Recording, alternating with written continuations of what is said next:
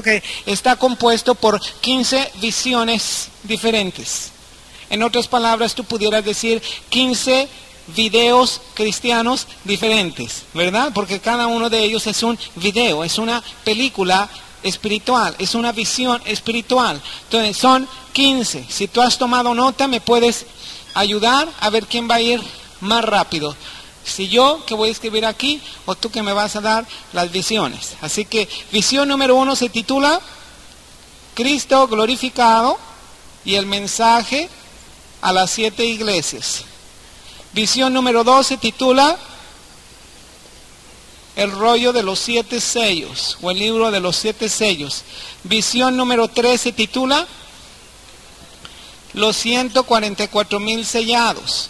Visión número 4 se titula la gran multitud vestida de ropas blancas que sale de la gran tribulación.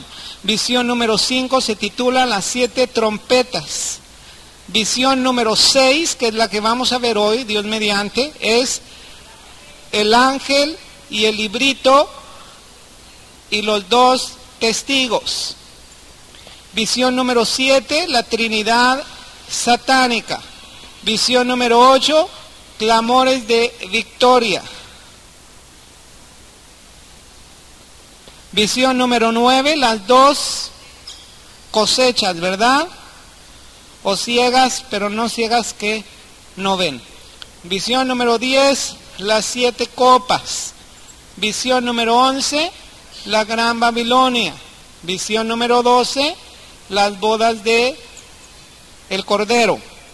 Visión número 13, la segunda venida de Cristo viniendo en gloria o a reinar. Visión número 14, el milenio. Visión número 15, cielos nuevos y tierra nueva. Estas son las 15 visiones del libro de Apocalipsis. Hemos visto 5 visiones: Cristo glorificado, el mensaje a las 7 iglesias, el rollo de los 7 sellos, los 144,000, la gran multitud y las trompetas. Vamos a ver hoy el ángel y el librito y los 2 testigos.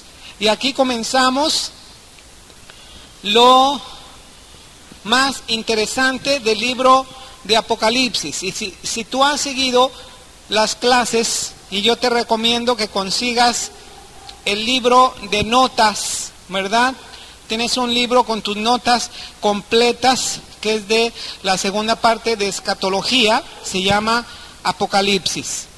Bueno, capítulo 10 de Apocalipsis. ¿Lo tienes?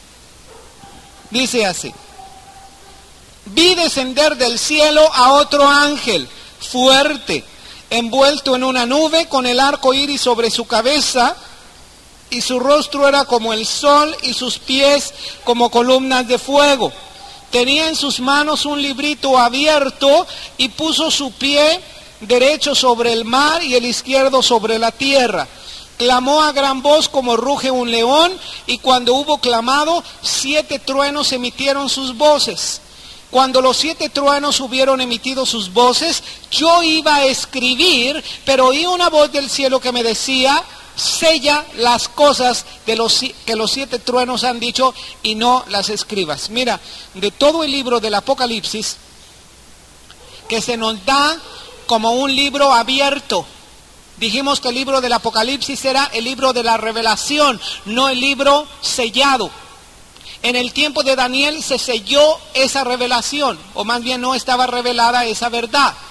A Daniel se le dijo: anda Daniel, sella estas cosas, porque estas cosas son para el tiempo del fin. Estas cosas están cerradas y selladas para el tiempo del fin.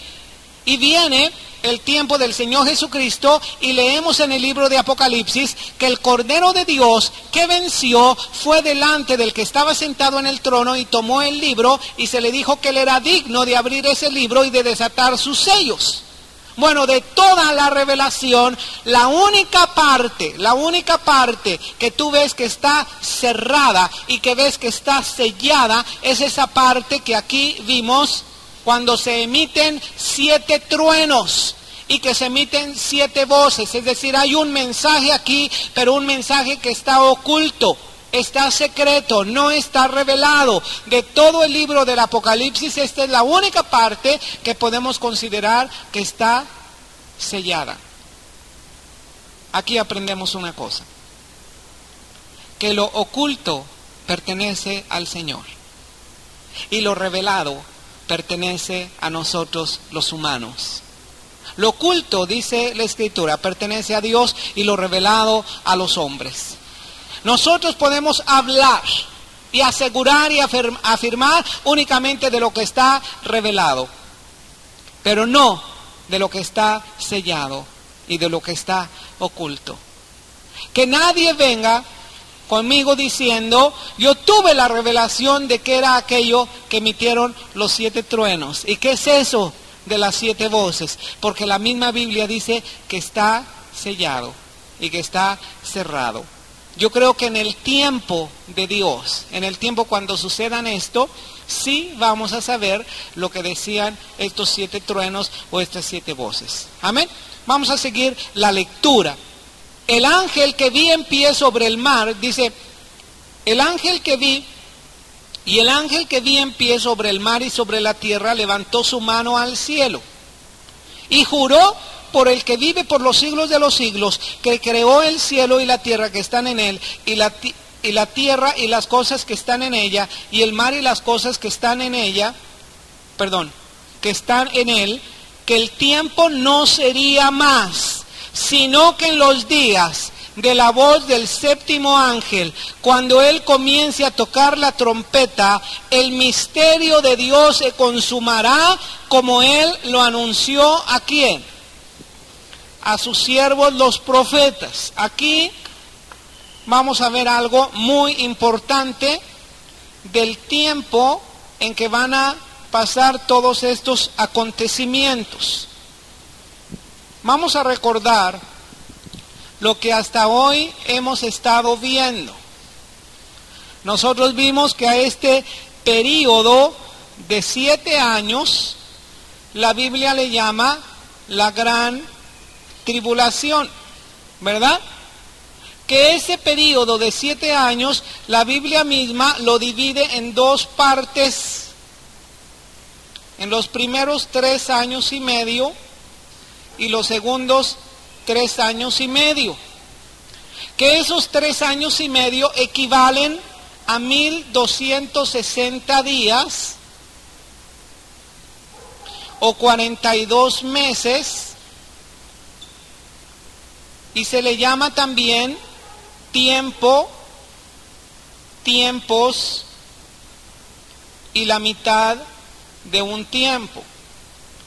Esto es el mismo periodo, esto es el mismo lapso. 3 años y medio, 1260 días, 42 meses o tiempo, tiempos y la mitad de un tiempo. Tiempo equivale a un año. Tiempos equivale a 2 años, entonces 2 y 1 son 3 y medio tiempo son 3 años y medio, ¿verdad? Esto nos habla el libro de Apocalipsis. 7 años de gran tribulación divididos en 2 periodos o 2 lapsos de 3 años y medio. La gran tribulación comienza con el evento que le llamamos arrebatamiento o rapto, como algunos cristianos le han llamado rapto o arrebatamiento. Comienza también este tiempo de 7 años de gran tribulación con el anticristo, que hace un pacto de paz principalmente con el pueblo judío. Y este pacto de paz lo hace por 7 años, ¿verdad? Aquí hace un pacto el anticristo con el pueblo judío. Este pacto supuestamente tiene que durar 7 años, pero dice Daniel que a la mitad de los 7 años, es decir, nuevamente menciona como algo especial que ocurre a la mitad de los 7 años, dice que a la mitad de los 7 años el anticristo va a romper su pacto, es decir, ya no va a hacer pacto con los judíos, al contrario, los va a perseguir. Y se va a manifestar tal como Él es.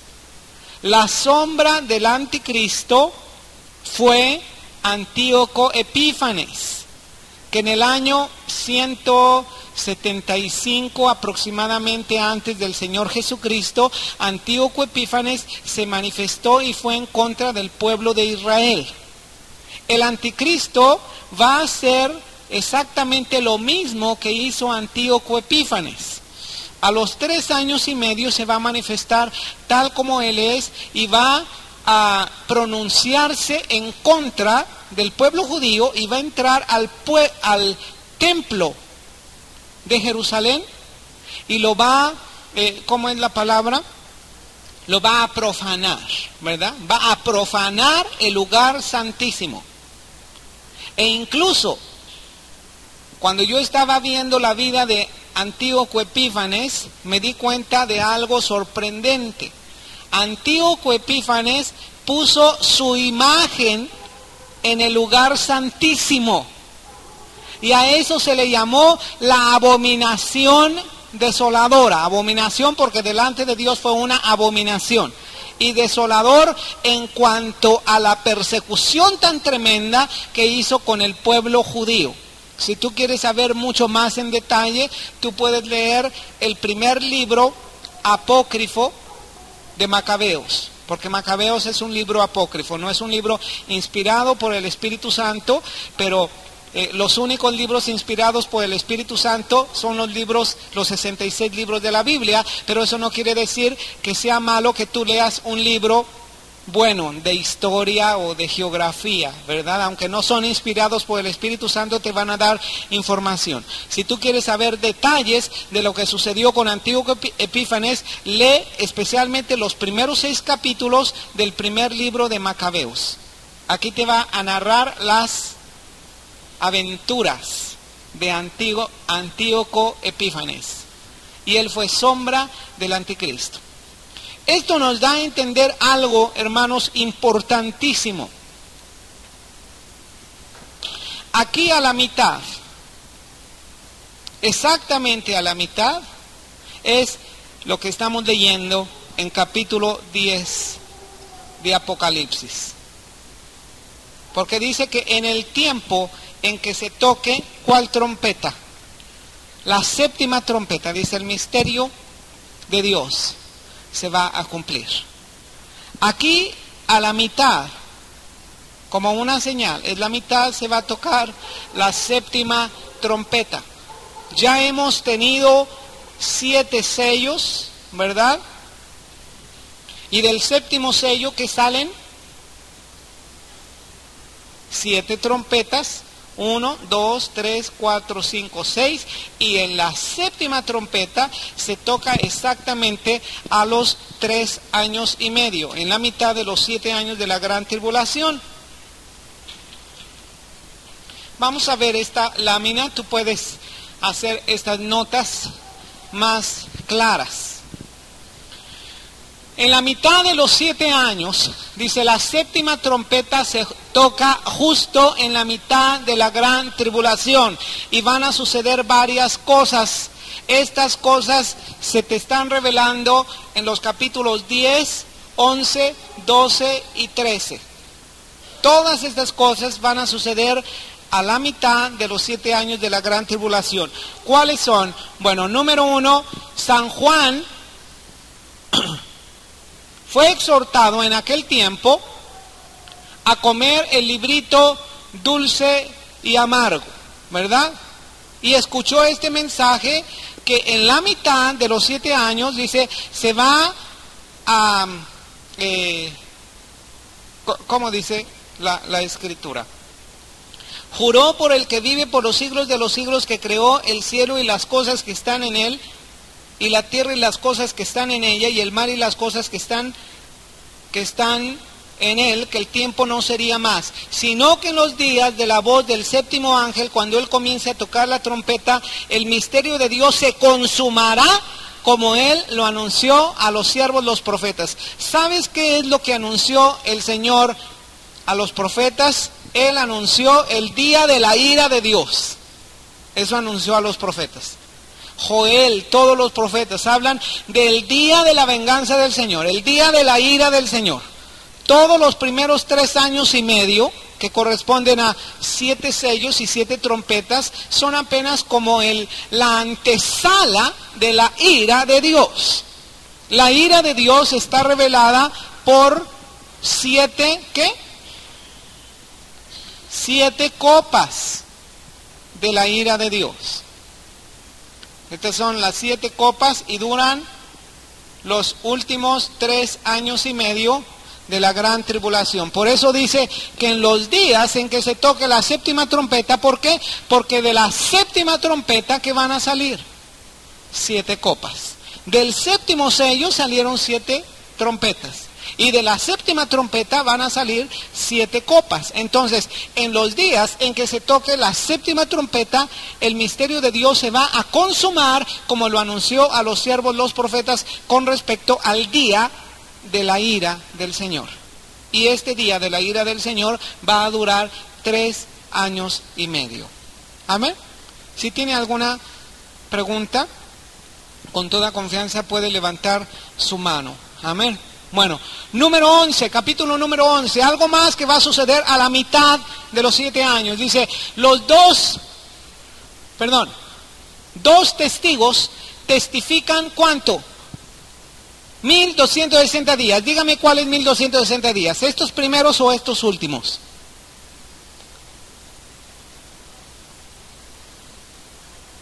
¿Sabe cuáles? Los primeros. ¿Por qué? Porque a la mitad, dice, los mata el anticristo a la mitad de la semana, rompe el pacto. Entonces, si estos 2 testigos son muertos aquí a la mitad de la semana, dígame usted entonces, ¿durante cuál tiempo van a profetizar? ¿Los primeros 3 años y medio o los primeros 1260 días? Aquí, a la mitad de la semana, el anticristo va a hacer guerra contra ellos y los va a matar. Los va a matar físicamente. Esto es una de las cosas que dice la Escritura, que se le dio autoridad al anticristo por 42 meses o por 3 años y medio. Desde la mitad, el anticristo va a recibir ese poder satánico y ese permiso de Dios para actuar los últimos 42 meses o los últimos 3 años y medio de la gran tribulación, y él va a hacer guerra contra los santos y los va a vencer. Pero no va a ser una guerra espiritual y que los santos van a ser vencidos espiritualmente, porque dice la Escritura en el capítulo anterior, que dice eso, que los santos le han vencido por medio de la sangre del Cordero y por medio de la palabra del testimonio de ellos, y porque han menospreciado sus vidas hasta la muerte. Entonces no es que los cristianos van a ser vencidos espiritualmente. Entonces, ¿de qué manera van a ser vencidos? Físicamente. Ellos van a ser mártires. Y durante los últimos 3 años y medio se va a desatar la gran persecución que no ha habido, dice en la Escritura, no ha habido en la tierra ni la habrá después. O sea, si ha habido persecuciones, tremendas persecuciones, las persecuciones de los Césares, la persecución tremenda de Diocleciano, la persecución de la Edad Media, las persecuciones que se han desatado en todos los tiempos, pero nunca ha habido una persecución tal como la va a haber en los últimos 3 años y medio de la gran tribulación. ¿Me explico? Principalmente contra el pueblo judío y los cristianos de ese tiempo, solamente. ¿Por qué? Porque el pueblo judío y los cristianos no van a dejarse marcar por la bestia en su mano derecha o en la frente, y todo aquel que no sea marcado va a ser muerto, y esto equivale a una persecución para ellos, ¿verdad? Para los demás no va a haber persecución. ¿Por qué? Porque pertenecen al sistema del anticristo. Todos tienen su marca del 666, pero aunque no sean perseguidos por el anticristo, el Señor sí los va a perseguir, y los va a perseguir con 7 copas de su ira. Amén. Ahora, dice, capítulo 12, es la historia de Israel. Israel será perseguido los últimos 3 años y medio. Esto también sucede a la mitad de la semana. Es decir, la historia de Israel se nos narra en el capítulo 12. Para la próxima clase yo creo que vamos a ver el capítulo 12. Y se nos narra cómo el pueblo de Israel tuvo la promesa de tener un redentor a través del pueblo de Israel. Y nació, ¿verdad? Pero una vez que nació fue arrebatado a los cielos. Entonces la ira de Satanás se va a revelar en contra del pueblo de Israel, principalmente los últimos 3 años y medio. Y va a ser una persecución, como digo, como nunca la ha habido antes ni la habrá después de esto. Esto es lo que dice la Escritura. Capítulo 13 también sucede esto a la mitad de la semana. Las 2 bestias, el anticristo y el falso profeta. ¿Te acuerdas que en Apocalipsis capítulo 6 versículo 1 sale el anticristo montando un caballo blanco con un arco en sus manos, con una corona, y salió venciendo y para vencer, ¿verdad? Aquí comenzó su ministerio entre comillas, pero a la mitad de la semana, cuando él se siente en su trono, ahí es donde va a ejercer toda su autoridad y todo su dominio. Va a ejercer un dominio y un reino mundial, el anticristo. ¿Quién le va a apoyar al anticristo? Le va a apoyar un personaje religioso que la Escritura le llama falso profeta. ¿Por qué digo que es religioso? Porque a nadie se le llama falso profeta si no aparenta religiosidad, porque si no, no se le llamaría profeta. Se va a llamar profeta, pero es un falso profeta. Y este falso profeta hace que toda la tierra vaya en pos de la bestia del anticristo y adore al anticristo. A semejanza de lo que sucedió con Juan el Bautista y el Señor Jesucristo. Juan el Bautista encauzó a todos al Señor Jesucristo. Y Juan el Bautista dio testimonio del Señor Jesucristo, ¿verdad? Asimismo, el falso profeta va a dar testimonio ¿de quién? Del anticristo. Podemos decir, el falso profeta es un religioso y el anticristo es un político.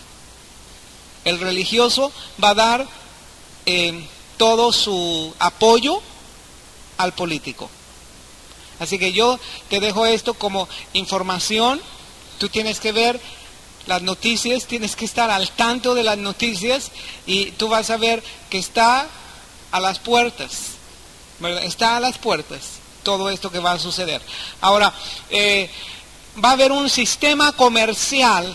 Este sistema comercial se da, hermanos, no en todos los 7 años de la gran tribulación. Se da en estos 3 años y medio, hermanos. Aquí está el sistema comercial del 666. Se han inventado muchas cosas y muchos mitos acerca del 666. Cuando lleguemos al capítulo 13 vamos a tratar de descifrar ese misterio. Es un misterio que se nos dan ciertas señales en el capítulo 13, ¿verdad? Algunos incluso han hecho tantos mitos, ¿verdad?, que han visto en no sé, hay una marca comercial que ¿cómo se llama esta marca comercial? Que es una mano así como en forma Season, ¿verdad? Me parece que la marca Season tiene esta marca y algunos dijeron que esta marca pertenecía al 666. Bueno, todo esto nos está hablando que estamos acercándonos, ¿verdad?, a esto. Esto va a suceder en los últimos 3 años y medio de la gran tribulación. Todavía no se establece, hermanos. Todavía no se establece. Se va a establecer ni siquiera en la primera parte de los 7 años. Se va a establecer hasta en los últimos 3 años y medio. Primero es el rapto. Y luego pasan 3 años y medio de aparente paz y seguridad. Pero después comienza el sistema de anticristo del 666. ¿Alguna pregunta o duda? Estaba conversando con algunos hermanos acerca de lo que dicen las noticias, o lo que dijeron las noticias, que en el año de 1996 se va a establecer ya como una ley que en toda Europa haya una sola moneda. Y estoy seguro que entre más pase el tiempo, el dinero, bueno, ya no va a ser necesario que esté circulando dinero, ¿verdad? Ahora pueden comprar con la tarjeta de crédito. Entonces, todo esto está hablando que el sistema ya está siendo aceptado. Es decir, cuando llegue este tiempo, va a ser de una manera en que todo el mundo acepte este sistema. Que van a estar cegados completamente y no van a darse cuenta que han entrado en este tiempo del sistema de anticristo. Amén. Bueno, vamos a seguir. Capítulo 10. Aquí terminamos.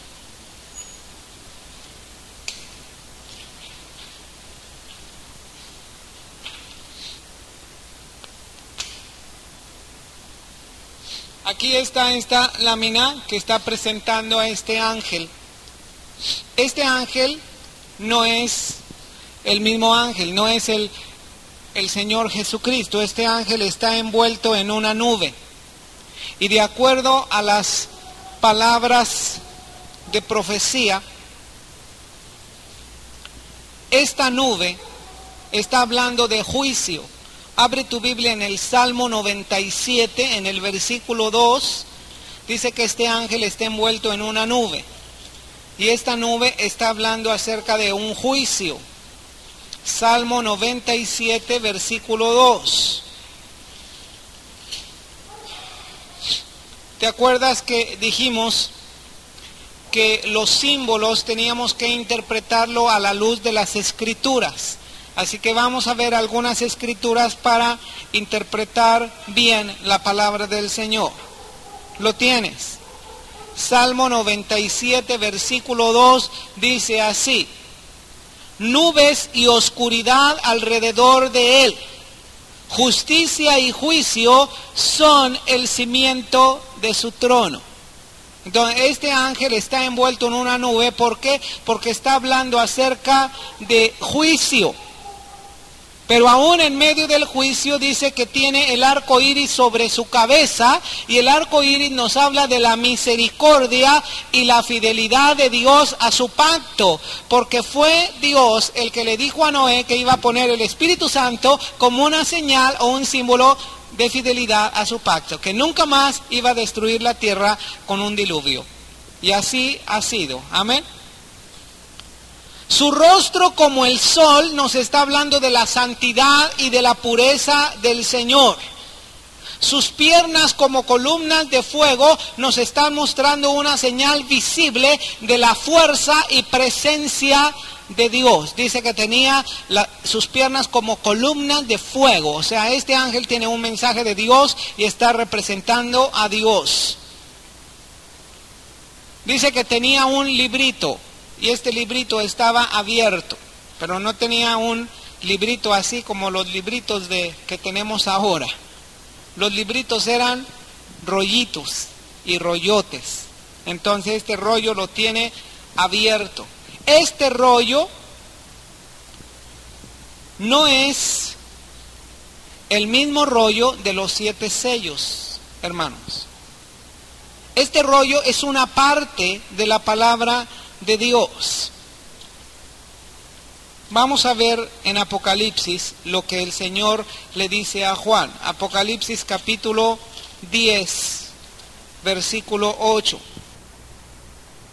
Es decir, está cubriendo toda la tierra. Es un juicio sobre toda la tierra. es un mensaje universal, porque dice que un pie lo tiene en la tierra y otro pie lo tiene en el mar. El mensaje de Dios no es solamente para una parte de la tierra, es universal, para toda la tierra. Fui al ángel diciéndole que me diese el librito y él me dijo, toma y cómelo, y te amargará el vientre, pero en tu boca será dulce como la miel. Y entonces tomé el librito de la mano del ángel y lo comí, y era dulce en mi boca como la miel, pero cuando lo hube comido, amargó, ¿qué? Mi vientre. Qué extraño efecto de este librito, ¿verdad? Es decir, parece como perita en dulce, pero al final siempre está amargosito, ¿verdad? Sabe dulce, pero dice que cuando se digiere, ya no está tan dulce, amarga. ¿A qué se refiere? ¿Qué será este librito? ¿Qué es este librito? Este librito es la misma palabra del Señor. Es la responsabilidad de Dios de llevar su palabra a otros. Porque dice el versículo 11, Él me dijo, es necesario que profetices otra vez sobre muchos pueblos, naciones, lenguas y reyes. Dime, si tú quieres predicar de la palabra del Señor, ¿qué es lo que tienes que estudiar? Geografía, tienes que estudiar la palabra de Dios. Si tú quieres hablar de las cosas del Señor, ¿qué es lo que tienes que llenar? Tu boca, tu vientre, tu corazón, todo de ti. ¿Qué es lo que tú tienes que llenar? No lo tienes que llenar de lo demás, lo tienes que llenar de la palabra del Señor. Juan, aún como anciano, oye, tú ves un venerable anciano ahí en la isla de Patmos y todavía él tenía que profetizar y todavía él tenía que seguir compartiendo la palabra del Señor. Oye, un hombre con tanta experiencia, un anciano, lleno del Espíritu Santo, como que tú lo verías, ¿verdad? Y lo verías tan lleno del Señor que dirías, este viejito ya no necesita estudiar nada de la palabra, ya sabe toda la palabra, ya tiene tantas experiencias, pero aunque sea anciano, aunque tenga todo el tiempo, todos los años de experiencia y todo el conocimiento y toda la unción, de todos modos, si quiere hablar con unción la palabra del Señor, tiene que estudiar la palabra del Señor. Si tú quieres hablar la palabra de Dios, ¿de qué te tienes que llenar? De la palabra del Señor. Amén. Tu boca va a estar llena, tu boca va a hablar de lo que tu corazón esté lleno. Ahora, muchas veces oímos una palabra, ¿verdad? Por ejemplo, vamos a poner una palabra así que a mí me parece bonita, así como miel, ¿verdad? Así que dice, en los últimos días, el amor de muchos se enfriará, pero el que persevere hasta el fin, ese será salvo. Y tú oyes esa, amén, gloria a Dios, qué dulce, amén. Pero cuando llega la experiencia, cuando tú digieres esa palabra del Señor, cuando tú quieres levantar tu casa sobre la roca y ser hacedor de la palabra de Dios, entonces ya no es tan dulce. Porque entonces tú te vas a enfrentar a la misma maldad. Y la misma maldad va a tratar de que tu amor se enfríe. Pero si tú vives la palabra del Señor, vas a decir, yo quiero perseverar hasta el fin y llegar a la meta. Por eso te amarga el vientre. Porque se necesita que haya muerte, la muerte tuya, para poder hacer vida la palabra del Señor en ti.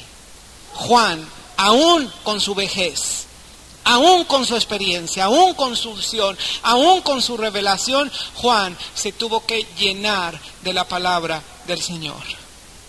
No confíes en que tú ya sabes mucho de la palabra del Señor. No confíes en que tú ya sabes toda la palabra del Señor. Me parecía muy simpático, pero también muy desagradable encontrarme hace años con un hermano. Sí tenía muchos años de experiencia. Era un misionero que había viajado muchos pueblos, muchos lugares aquí en México. Y me pareció muy simpático y a la vez me pareció desagradable también cuando fuimos a un servicio y bueno, todos llevábamos la Biblia y entonces él no llevaba nada, ¿verdad? Él iba pero ligerito, ¿verdad? Sin Biblia ni nada, iba. Y entonces un hermano le dijo, oye hermano, pues ¿dónde está tu Biblia? Y dice, pues en mi corazón, mi mente. No necesito de algo escrito, yo está en mi mente. Pregúntame lo que quieras, dijo. Desde Génesis hasta Apocalipsis. Desde Génesis 1 hasta Apocalipsis 22 y yo te digo lo que hay. Entonces, a ver, San Juan capítulo 6. Y así, habla de la multiplicación de los panes. Y sabes, más o menos comenzó a narrar. Sí, sabía. ¿Y qué? Eso quiere decir que ya no tiene por qué estudiar la palabra de Dios. Ya el Señor ya no le puede revelar nada porque ya sabe todo. Yo creo que cuando alguien llega a este momento, como dice la Escritura, si alguien dice que sabe algo, no sabe nada. Es un ignorante, no sabe absolutamente nada. Si alguien llega a decir, yo sé mucho, no. Recuerdo un filósofo griego muy sabio, ¿verdad? Que dijo una frase, dice, yo solo sé que no sé nada. Sí. ¿Quién dijo eso? ¿Quién dijo? Sócrates, ¿verdad? Sócrates dijo ese filósofo, yo solo sé que no sé nada. Si tú piensas que ya sabes que en el lugar donde tú estás tienes tanta experiencia y todo, y ya no puedes aprender más, tienes razón.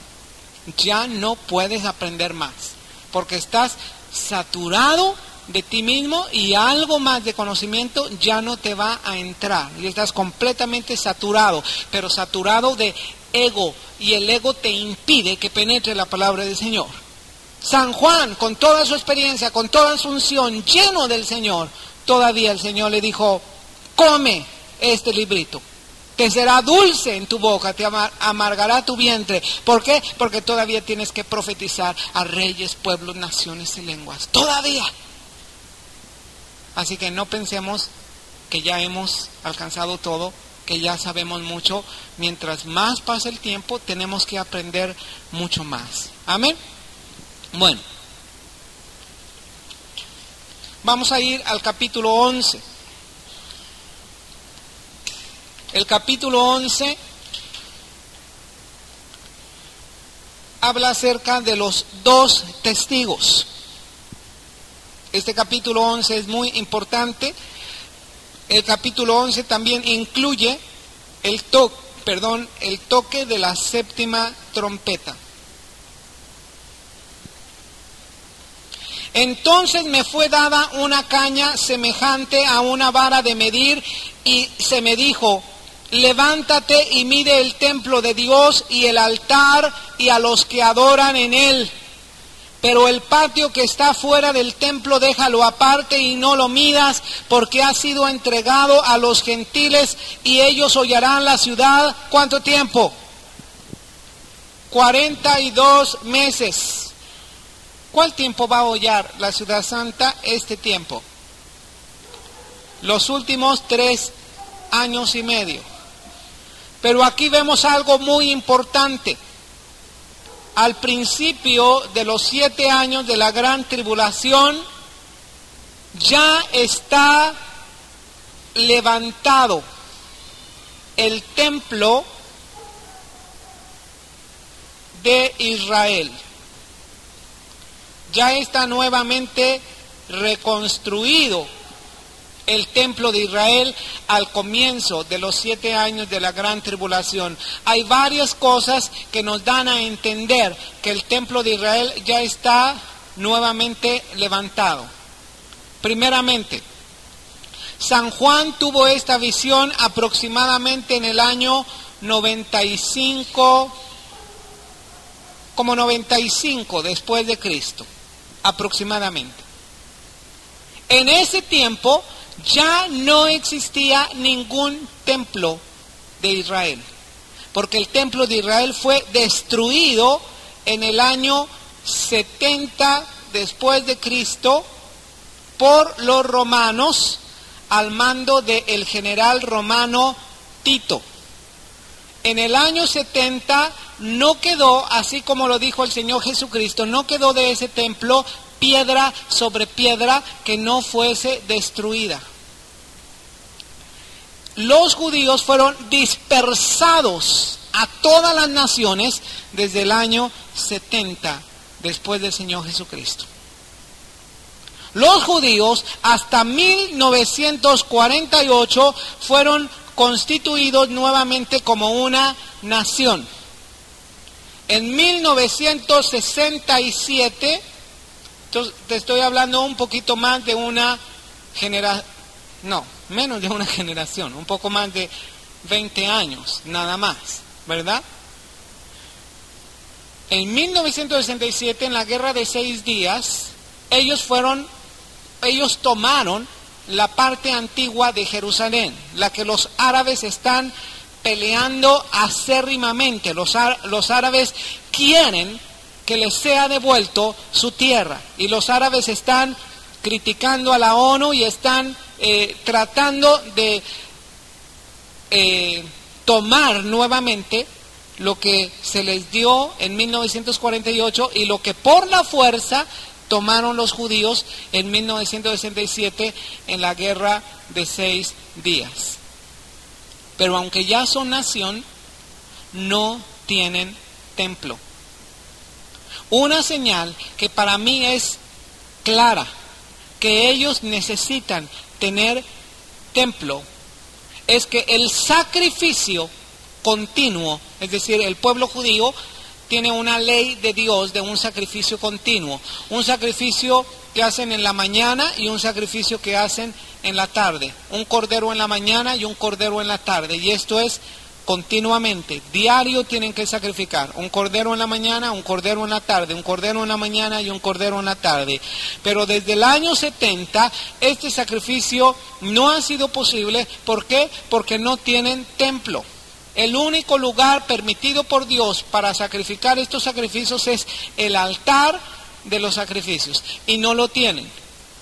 Pero ellos tienen unos deseos enormes e inmensos de reconstruir este templo.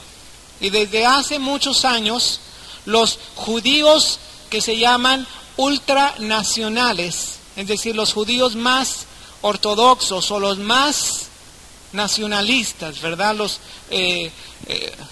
Vamos a suponer que en el tiempo de Cristo serían llamados como los fariseos, ¿verdad? O los celotes, que ellos querían nuevamente tomar su nación en contra de los enemigos. Pero los judíos ultranacionales son esos judíos que se visten todo de negro, desde la cabeza hasta los pies están de negro, con una barba grande y un sombrero negro y todo de negro. A esos judíos se les llama judíos ultranacionales. Y los judíos ultranacionales desde hace años, ellos se habían estado empeñando en pedir permiso cada vez que llegaba el día del perdón. Hay un día, ¿verdad? El día de la expiación o el día del perdón, y cada vez que llegaba ese día, donde todos los judíos van a hacer lamentación al muro de las lamentaciones, van a hacer oraciones al muro de las lamentaciones, y todos los años los judíos ultranacionales habían pedido permiso al pueblo, al gobierno judío, para colocar la primera piedra del templo. Cuando tú colocas la primera piedra, estás anunciando la edificación de algo, ¿verdad? No vas a colocar la primera piedra y no vas a construir nada, y nada más este edificio tiene una piedra. No, colocas la primera piedra porque dice ya se inició la construcción. Y a finales de el 90, ¿verdad? En 1990, los judíos ultranacionales fueron en este día sin permiso y sin nada. Y las noticias, tú puedes ver un almanaque donde se narran estas noticias, ¿verdad?, que sucedieron en el 90, y ellos fueron y colocaron la primera piedra ahí en el lugar del templo. Y no se hizo esperar la revuelta que causó esta acción de parte de los árabes. Y los judíos de acuerdo a las noticias, habían matado a 40 judíos. Eso desencadenó, pero prontito, ¿verdad? La tormenta en el desierto, la guerra del Golfo Pérsico. Todo esto está hablando que estamos llegando a los tiempos en que nuevamente se va a construir el templo. Pero ese templo, para nosotros como cristianos, ya no significa nada, porque todo ese templo son símbolos y sombras del Señor Jesucristo. Todos estos sacrificios son solamente símbolos. Son para ellos como judíos, sí, porque ellos necesitan aceptar al Señor Jesucristo como Mesías y como Salvador. Amén. Bueno, no se me duerma porque le voy a aventar el micrófono. Hay dos razones por las cuales todavía no se reconstruye ese templo. Número uno, es una razón religiosa, y número dos, es una razón política. La razón religiosa por la cual no han edificado o reedificado este templo es porque solamente los levitas se les está permitido pisar en el lugar santo, porque los levitas son una tribu sacerdotal, pero se desconocen los linajes hasta el día de hoy, y si ellos utilizan albañiles, tienen que ser albañiles levitas, ¿verdad? Porque religiosamente ellos no pueden pisar ahí, el lugar santísimo, nadie lo puede pisar. Esta es una razón religiosa por la cual no pueden reedificar el templo. La otra razón es una razón política, porque fíjese, ahí a un lado donde están los cimientos que corresponden al templo, está exactamente una mezquita que se llama la Mezquita de Omar. La Mezquita de Omar tiene una cúpula muy especial que se llama la Cúpula de la Roca, y es muy especial, pero ese lugar, Jerusalén antiguo, es un lugar santo para los judíos, para los árabes, y aún para muchos religiosos lo consideran como una tierra santa, como una tierra venerada. Los judíos ahí tienen el lugar donde tienen que reedificar su templo, pero los árabes, en uno de los lados del templo se encuentra levantada la Mezquita de Omar, que tiene esa cúpula que le llaman la Cúpula de la Roca. Y hay dos tradiciones muy fuertes acerca de esa roca, porque sabes que cuando tú entras a esa mezquita tienen una cúpula, ¿verdad? Y en esa cúpula tienen una roca, es una parte del monte. ¿Y por qué tendrán esa roca? Bueno, los judíos tienen la tradición que en esa roca fue donde Abraham iba a sacrificar a Isaac. Pero los árabes, ellos tienen otra tradición y dicen que en esa roca Mahoma ascendió a los cielos. Así que esa roca es súper sagrada para los árabes, súper sagrada para los judíos, y si los judíos tratan de reedificar el templo, inmediatamente, políticamente, se echan encima a todo el pueblo árabe. ¿Qué se necesita aquí? Se necesita un árbitro. Se necesita alguien que haga la paz entre dos pueblos que no han podido estar en paz por siglos y siglos. La paz entre los árabes, la paz entre los judíos. Dígame cómo se llamará este personaje que hace la paz entre los árabes y los judíos. Se llama Anticristo, se llama la bestia. Por eso tiene que existir un templo, se tiene que reedificar este templo. Bueno, dice versículo 3: daré a mis 2 testigos que profeticen por 1260 días vestidos de cilicio. ¿Cuáles son los 1260 días que van a profetizar? Estos, los primeros 3 años y medio, 1260 días. Estos testigos son los 2 olivos y los 2 candeleros que están en pie delante del Dios de la tierra. Cuando tú abres el profeta Zacarías y tú ves la visión de los 2 candeleros y los 2 olivos, tú vas a ver que tiene relación esa visión de Zacarías con estos 2 testigos. La visión de Zacarías, si alguien encuentra esa cita en Zacarías donde está la visión de los 2 olivos y los 2 candeleros, se lo agradecería mucho.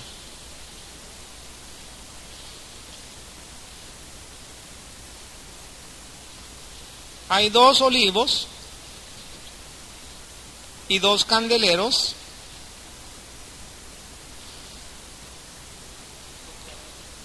¿Lo lees, por favor? En voz alta.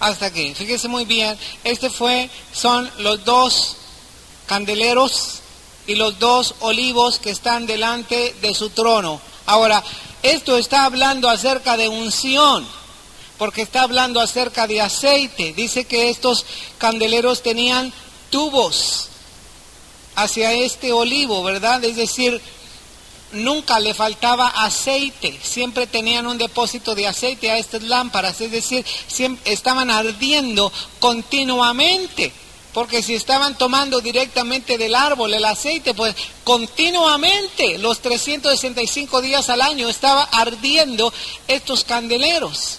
Bueno, esto está hablando simbólicamente de 2 personas.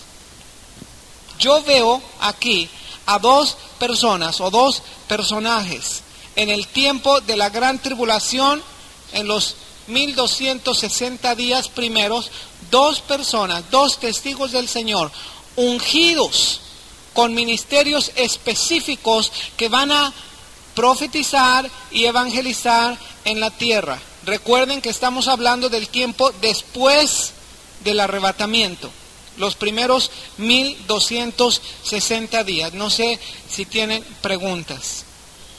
¿Tienen preguntas hasta aquí? ¿O le seguimos adelante? ¿O están tan confundidos que ya no hay ni preguntas? No. Capítulo 11.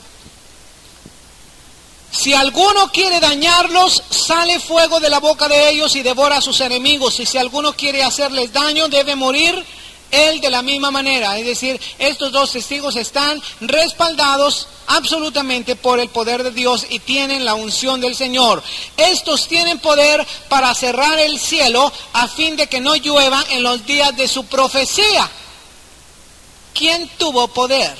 Este mismo poder para pedir que no lloviera en los días de su profecía y no llovió. Elías. Así que uno de ellos va a tener el ministerio de Elías. Y tienen poder sobre las aguas para convertirlas en sangre y para herir la tierra con toda plaga cuantas veces quieran. ¿Quién tuvo este ministerio? Moisés. Entonces está hablando de 2 testigos, de 2 ministerios. En los últimos tiempos está hablando de Moisés y de Elías. Cuando hayan acabado su testimonio, ¿cuándo van a acabar su testimonio? Cuando termina la mitad de la semana. La bestia que sube del abismo hará guerra contra ellos y los vencerá y los matará. Es decir, Satanás mismo va a hacer guerra contra ellos, pero va a utilizar a su siervo, al siervo de Satanás. ¿Quién es? El anticristo. Sus cadáveres estarán, ¿dónde? Aquí vemos los cadáveres de estos 2 testigos. Sus cadáveres, ¿qué versículo es? 8. Sus cadáveres estarán en la plaza de la grande ciudad, que en sentido espiritual se llama Sodoma y Egipto. Sodoma y Egipto son tipos de el mundo, es decir, del sistema del mundo espiritualmente. donde también nuestro Señor fue crucificado. ¿Dónde fue crucificado? O sea, qué enigma tan facilito, ¿verdad? Este es un enigma muy fácil. Dice, de la ciudad grande, en sentido espiritual se llama Sodoma y Egipto. Muchos le llaman la Tierra Santa, pero espiritualmente es Sodoma y Egipto. Ahí fue crucificado el Señor Jesucristo. Los de los pueblos, tribus, lenguas y naciones verán sus cadáveres por 3 días y medio y no permitirá que sean sepultados. Es decir, mundialmente va a haber una observación a estos cadáveres por 3 días y medio. ¿Cómo es posible esto? A través de la televisión, a través de las noticias, ¿verdad? Las cámaras van a estar fijas ahí. Todo el mundo va a estar viendo los cadáveres. Y yo me imagino que todo el mundo va a estar, bueno, no solamente observando, no van a estar así una imagen fija, ¿verdad? Pero yo pienso que pues van a estar entrevistando, ¿verdad? ¿Y qué piensa usted de estos dos testigos? Ay, pues qué bueno, porque eran muy latosos, están dando mucha lata y pues ya acabaron ahí. Pero ¿sabes lo que sucede? Los moradores de la tierra se regocijarán sobre ellos y se alegrarán, se enviarán regalos unos a otros, porque estos dos profetas habían atormentado a los moradores de la tierra. ¿Cómo los habían atormentado? Pues los habían atormentado con su mensaje y su mensaje de poder. No había llovido, por lo menos lo que ellos decían, había plagas. ¿Sabes lo que son las plagas? A veces no tenemos una idea de lo que son las plagas. Ahora en este viaje que fuimos allá a Guayameo, había una plaga, o hay una plaga en este tiempo de mosquitos. De unos, no zancudos, los zancudos son otra cosa, ¿verdad? Los zancudos son otra plaga en la noche, pero los mosquitos, mira, desde que amanece hasta que anochece, en la noche como que se calma la plaga de los mosquitos y luego entran en acción los zancudos. Mira, no te exageramos, ¿verdad? Daniel está de testigo, pero desde Huetamo está al sur de Michoacán. Para llegar a Guayameo tomamos 2 camionetas que se llaman pasajeras, que son, ¿cómo se llaman? Camionetas de redilas, ¿verdad? Donde meten de todo ahí, ¿verdad? Y ahí tú vas como sardina, como puedas, ¿verdad? Y está abierto mientras está caminando en brecha. Desde Huetamo hasta Guayameo son 6 horas de brecha. Tú tienes que parar a las 3 horas a tomar otra camioneta pasajera de otras 3 horas. Y no te exagero, desde Huetamo hasta Guayameo hay una plaga tremenda de mosquitos. Y todo el día te los tienes que estar sacudiendo porque están ahí sobre ti, ¿verdad? Y no son mosquitos como los mosquitos, parecen como los mosquitos del plátano, ¿verdad? Ya ves que dejas un plátano expuesto y ahí vienen los mosquitos. No, son mosquitos que te taladran, ¿verdad?